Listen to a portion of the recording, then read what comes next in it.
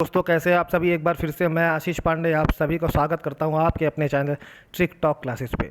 आज एक बहुत ही महत्वपूर्ण टॉपिक, भारत के राष्ट्रीय प्रतीक, ऐसे सिंबल्स। जैसे आपको तो पता ही होगा राष्ट्रीय पशु पशु कौन है, राष्ट्रीय पक्षी कौन है, लेकिन और भी कई चीज़ें हैं जो भारत की, जैसे राष्ट्रीय संकल्प क्या है भारत का राष्ट्र का संकल्प क्या है, भारत की कूटनीति क्या है, भारत के राष्ट्र का नारा क्या है, ध्वजगीत, और भी बहुत कुछ जो कि हर भारतीय को जानना चाहिए, ताकि कोई पूछे तो आप बता भी सकें। और एग्ज़ाम में प्रश्न पूछा ही जाता है, कई बार पूछा गया है कि गंगा की जलीय पशु कौन सा है। इस तरह क्वेश्चन कई बार पूछे गए हैं, तो बहुत ही इंपॉर्टेंट टॉपिक है और बहुत ही गौरवान्वित करने वाला टॉपिक है।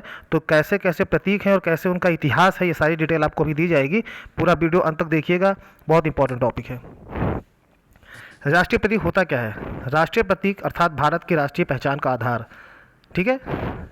तो ये होता है, एक तरह से सिंबल होता है जो कि भारत की पहचान का बेस है। इसकी विशिष्ट पहचान और विरासत का कारण राष्ट्रीय पहचान है, जो भारतीय नागरिकों के दिलों में देशभक्ति और गर्व की भावना को महसूस कराता है। वो जज्बा हमारे दिल में कैसे आता है? जब हम तिरंगा झंडा देख लेते हैं तो हमारा अपने आप दिल में एक तूफान उठ जाता है, एक जज्बा आ जाता है भारत माता के प्रति। अगर जो राष्ट्रगान होता है, अगर वो कहीं भी बच जाता है तो एक बार दिल में सम्मान में हम लोग खड़े हो जाते हैं और सम्मान से सर ऊंचा करके नमन करते हैं अपनी भारत भूमि को, है कि नहीं। यहाँ पे बहुत सारे प्रतीक हैं, जैसे कि अलग अलग है। जैसे राष्ट्रीय चिन्ह कौन से हैं? तो 4 शेर हैं। हिम्मत, जो कि शक्ति, हिम्मत, गर्व और विश्वास को बताते हैं। राष्ट्रीय पशु बाघ है, जो मजबूती को दिखाता है। राष्ट्रीय फूल कमल है, जो शुद्धता का प्रतीक है। राष्ट्रीय पेड़ जो है बरगद, यानी कि बैनियान ट्री, जो अमरत्व को दिखाता है, यानी कि अमर हो गए, जो कभी मर नहीं सकता। राष्ट्रीय पक्षी मोर, जो सुंदरता को दिखाता है। और राष्ट्रीय फल आम, जो कि उष्णकटिबंधीय जलवायु को दिखाता है। इन सभी के बारे में बहुत इतिहास इनका रोचक है और इनका अर्थ पूरी डिटेल में, और इनके अलावा भी बहुत हैं जो अभी आपको आगे मिलेंगे। सबसे पहले राष्ट्रीय चिन्ह की बात करते हैं। तो जो राष्ट्रीय चिन्ह है वो सारनाथ स्थित अशोक के सिंह स्तंभ की अनुकृति है, उसका मॉडल है, जो कि सारनाथ के संग्रहालय में सुरक्षित है। इसमें क्या है कि जो मूल स्तंभ है उसके शीर्ष पर 4 शेर बने हुए हैं, 4 सिंह बने हुए हैं, एक दूसरे की पीठ आपस में उनकी जुड़ी हुई है, ठीक है। इसके नीचे घंटे के पद्म के आकार एक चित्रवल्लवी में एक हाथी जो है वो चौकड़ी भरता वो घोड़ा, और एक सांड और एक सिंह की उभरी हुई मूर्तियां हैं। इसके बीच बीच में चक्र बने हुए हैं। एक ही पत्थर को काट कर बनाए गए इस सिंह स्तंभ के ऊपर धर्म चक्र रखा गया है। ये क्वेश्चन कई बार पूछा गया था, एक बार पूछा गया था यूपीपीएससी में कि धर्म चक्र कहाँ रखा गया है, तो सिंह स्तंभ के ऊपर धर्म चक्र रखा गया है। भारत सरकार ने यह चिन्ह 26 जनवरी 1950 को अपनाया था, और जो भारत सरकार का चिन्ह है उसमें केवल 3 सिंह दिखाई देते हैं, चौथा दिखाई नहीं देता है। पट्टी के मध्य में उभरी हुई नक्काशी में चक्र है, जिसके दाईं ओर एक सांड और बाईं ओर एक घोड़ा है। दाएं तथा बाएं छोरों पर अन्य चक्रों के किनारे हैं। आधार का पदम छोड़ दिया गया है, और फलक के नीचे मुंडोपनिषद का सूत्र सत्यमेव जयते, जो कि देवनागरी लिपि में है, वो अंकित है, जिसका अर्थ है सत्य की ही विजय होती है। ये मुंडकोपनिषद से लिया गया है और कई बार पूछा गया है सत्यमेव जयते, मोस्ट इंपॉर्टेंट क्वेश्चन है। और किस लिपि में अगर कह दे तो देवनागरी लिपि में है, और कहाँ से लिया गया है तो मुंडकोपनिषद से लिया गया है, ठीक है। और अर्थ बात करते हैं भारत का राष्ट्रीय संकल्प की। अगर आपको पता हो अच्छी बात है, नहीं पता तो जान लीजिए कि भारत मेरा देश और हम सभी भारतवासी भाई बहन हैं। मैं अपने देश से प्रेम करता हूं और मैं इसकी समृद्धि और विभिन्न विरासत पर गर्व करता हूं। मैं अवश्य हमेशा इसके लिए योग्य मनुष्य बनने का प्रयास करूंगा। मैं अपने माता पिता, अपने अभिभावक, अपने गुरुजन की इज्जत और सेवा करूंगा। इसे वास्तव में किसने बनाया था, इसका इतिहास देखिए आप। इसे वास्तव में पिदीमारनी वेंकटा सुब्बा राव एक लेखक थे और एक प्रशासनिक अधिकारी, ब्यूरोक्रेट्स थे। उन्होंने तेलुगु भाषा में 1962 में इसको लिखा था। इसे पहली बार 1963 में, एक साल बाद, उनके लिखने के 1 साल बाद विशाखापट्टनम के एक स्कूल में पढ़ा गया। बाद में इसे सुविधा के अनुसार कई क्षेत्रीय भाषाओं में इसका ट्रांसलेट भी किया गया। बेंगलोर MC चांगला की अध्यक्षता में 1964 में शिक्षा की केंद्रीय सलाहकार बोर्ड की मीटिंग के बाद इसे 26 जनवरी 1965 से हर विद्यालय में पढ़ाया जाने लगा। ये है इसका इतिहास। भारत का राष्ट्रीय कैलेंडर शक संवत, ठीक है, ये कहाँ से आया इसके बारे में जान लेते हैं। 22 मार्च 1957 में भारत के राष्ट्रीय कैलेंडर के रूप में शक कैलेंडर को अंगीकृत किया गया, यानी कि शक संवत वाला कैलेंडर कब लिया गया? 22 मार्च 1957 को भारत में इसको लागू कर दिया गया। जब ये कैलेंडर सुधार कमेटी द्वारा नेपाल से आया था। ये कैलेंडर शक युग, यानी कि जो शक संप्रदाय था उस पर आधारित है।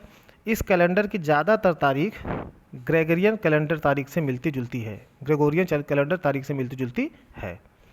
शक कैलेंडर को पहली बार आधिकारिक रूप से, ऑफिशियल रूप से चैत्र, यानी कि 1 चैत्र 1857 शककाल बोलते हैं, या 22 मार्च 1957 को इसका इस्तेमाल ऑफिशियली कर दिया गया भारत में। अब सुनिए, कैलेंडर सुधार कमेटी के प्रमुख को थे तारा भौतिकविद मेघनाथ शाह, और दूसरे सहयोगियों को एकदम सही कैलेंडर बनाने के लिए कहा गया था जिसे पूरे देश के लोग अंगीकृत करें। तो इन्हीं लोगों ने इसको शक कैलेंडर को बनाया है। किसने बनाया है? भौतिकविद मेघनाथ शाह और उनके सहयोगियों ने। भारत की राष्ट्रीय मुद्रा की बात करते हैं। भारत की राष्ट्रीय मुद्रा है भारतीय रुपया, ISO कोड INR, INR लिखते हैं हम इसको। आधिकारिक रूप से भारत के गणराज्य की करेंसी है। इसको रिजर्व बैंक ऑफ इंडिया जो है कंट्रोल करता है।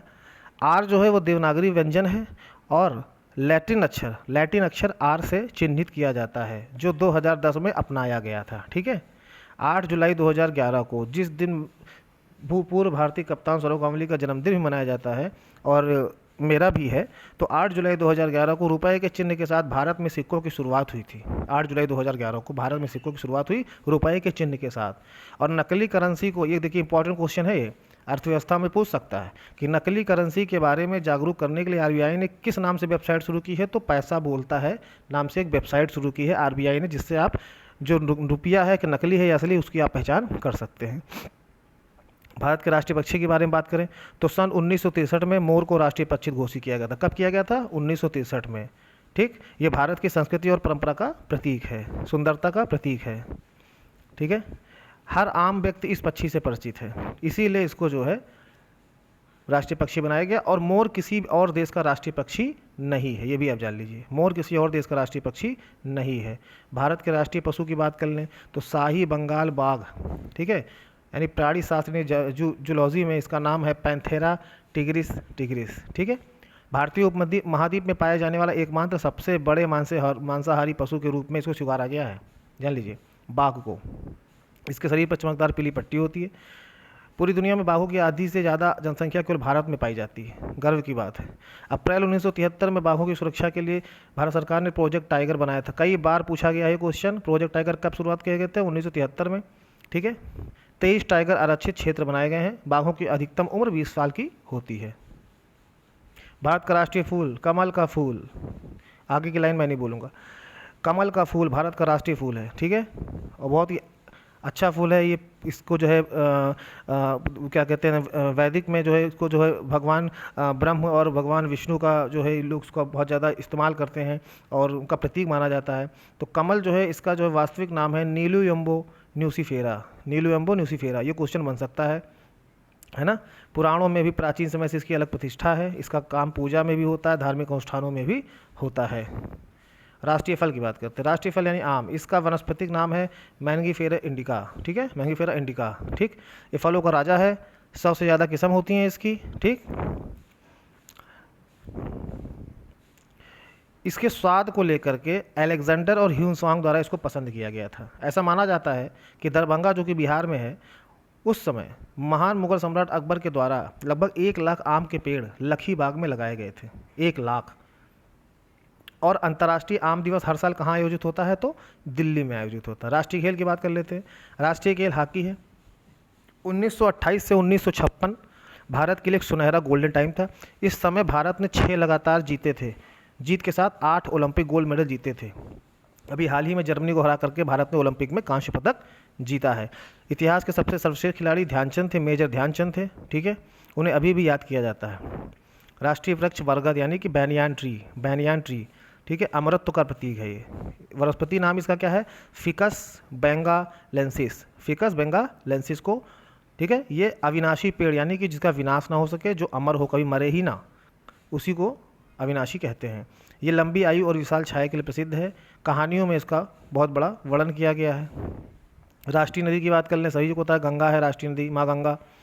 ठीक है, हिंदुओं के लिए सबसे पवित्र नदी मानी जाती है। भारत शहर वाराणसी, इलाहाबाद, हरिद्वार इसके कारण प्रसिद्ध है। भारत की सबसे लंबी नदी गंगा 2510 किलोमीटर है। ठीक है, सबसे लंबी नदी है, ये भी क्वेश्चन पूछा गया है। सबसे लंबी नदी गंगा 2510 किलोमीटर है और यह देश की सबसे लंबी नदी है। राष्ट्रीय जलीय जीव की बात, जैसे मैंने पहले को बताया भी था, ये क्वेश्चन आया भी था, रीट के एग्जाम में ये क्वेश्चन पूछा गया था, मोस्ट इंपॉर्टेंट क्वेश्चन है। इसका प्राणी शास्त्र में क्या नाम है, जूलॉजी में इसका प्राणी शास्त्र में नाम है प्लेटा निस्ता गैंगेटिका। ये सारी डिटेल आप लिख लीजिएगा शॉर्ट में, ठीक है, सबका नाम और सबके वैज्ञानिक नाम क्या है। तो जंतु गंगा के डॉल्फिन का वैज्ञानिक नाम है प्लेटा निस्ता गैंगेटिका। भारत की जलीय जंतु है ये। इसको राष्ट्रीय जलचर पशु के रूप में अंगीकृत या अपनाया गया है। यह एक स्तनधारी जीव है। ये बच्चों को जन्म देती है। इसकी नुकीली नाक और दोनों जबड़ों पर दिखाई देने वाले दांत बेहद साफ दिखाई देते हैं। राष्ट्रीय ध्वज की बात करते हैं, इसे तिरंगा कहते हैं। 3 पट्टियों में रंगों की पट्टी होती है, ठीक है। सबसे ऊपर केसरिया, कि केसरिया रंग तो उमंग का प्रतीक है, श्वेत सिखाए सच्चाई, है ना। तो सफ़ेद रंग जो है वो शुद्धता को दिखाता है, और जो हरी पट्टी है वो उर्वरता को दिखाता है, ठीक है।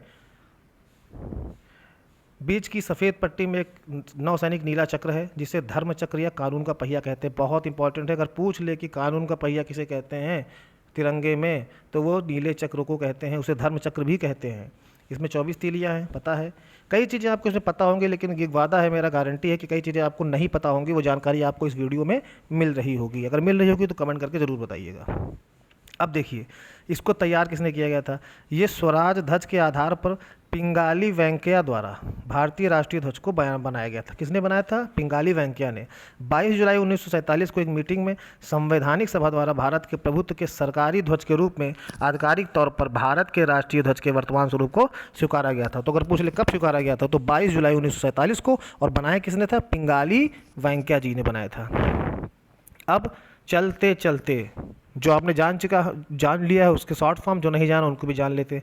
भारत का राष्ट्रीय ध्वज तिरंगा, राष्ट्रीय गान जन गण मन, राष्ट्रीय गीत वंदे मातरम, भारत का राष्ट्रीय चिन्ह अशोक स्तंभ। देखिए, एग्ज़ाम के पॉइंट ऑफ व्यू से तो इम्पॉर्टेंट है ही है, लेकिन अगर आप सच्चे भारतीय हैं तो आपको ये सारी चीज़ें पता होनी चाहिए, ताकि कोई पूछ ले तो आप बता सकें, नहीं तो बहुत शर्म की बात होगी।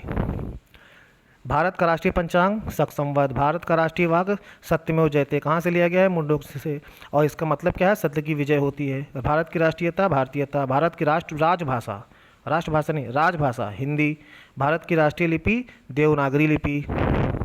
भारत का राष्ट्रीय ध्वज गीत क्या है, शायद पता होगा आपको, या नहीं पता तो जान लीजिए, हिंद देश का प्यारा झंडा।